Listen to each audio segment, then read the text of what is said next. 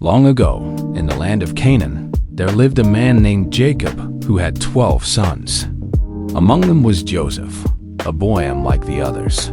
Joseph was deeply loved by his father. Jacob gave him a beautiful robe, rich in color, a sign of favor that set him apart. But this gift stirred jealousy in Joseph's brothers. The resentment grew even stronger when Joseph began to dream. In one dream, Joseph saw sheaves of grain bowing down to his own. In another, the sun, moon, and 11 stars bowed before him. When he shared these dreams, his brothers burned with anger. "Do you think you will rule over us?" they asked. Their hearts hardened.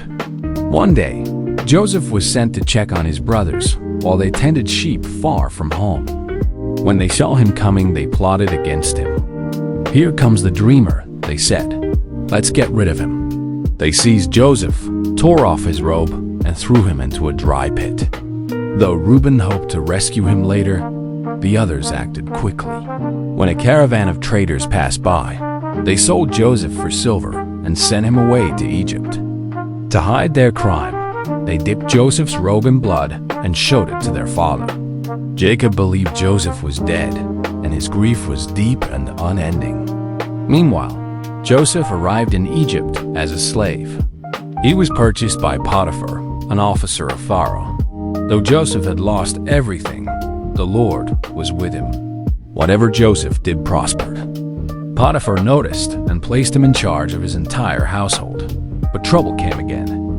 Potiphar's wife falsely accused Joseph, and though he was innocent, he was thrown into prison. Once more, Joseph lost everything. Yet even in prison, God remained faithful. Joseph gained the trust of the warden and was placed in charge of the other prisoners.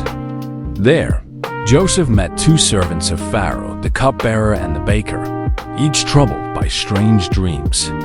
God gave Joseph understanding. One dream meant restoration. The other meant judgment.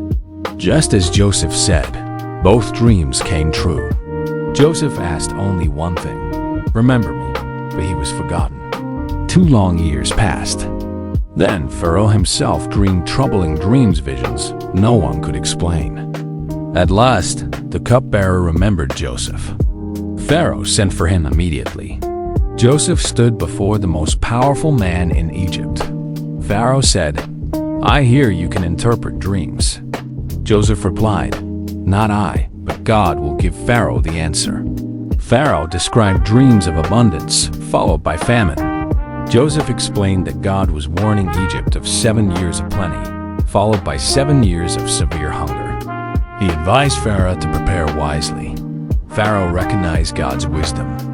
In a single moment, Joseph's life changed forever. Pharaoh placed his ring on Joseph's hand and made him ruler over all Egypt, second only to Pharaoh himself. Joseph was no longer a slave or a prisoner, he was a leader. Years passed, just as God had revealed. When famine spread across the land, people came to Egypt for food. Among them were Joseph's brothers. They stood before him, unaware of who he was. Joseph recognized them immediately. He tested their hearts, watching for change. At last, when his brothers showed repentance and humility, Joseph could no longer hold back. He revealed himself with tears. "I am Joseph," he said, "the one you sold into Egypt." Fear filled their faces. But Joseph spoke words that echoed through history. "You meant evil against me, but God meant it for good, to save many lives." Joseph forgave them and welcomed his family into Egypt. Jacob lived to see his son restored, not just alive, but honored. Joseph's life proved a powerful truth, that even betrayal, loss, and suffering cannot stop God's plan. God was with Joseph in the pit, with him in slavery, with him in prison, and with him in the palace. And through it all, God turned pain into purpose.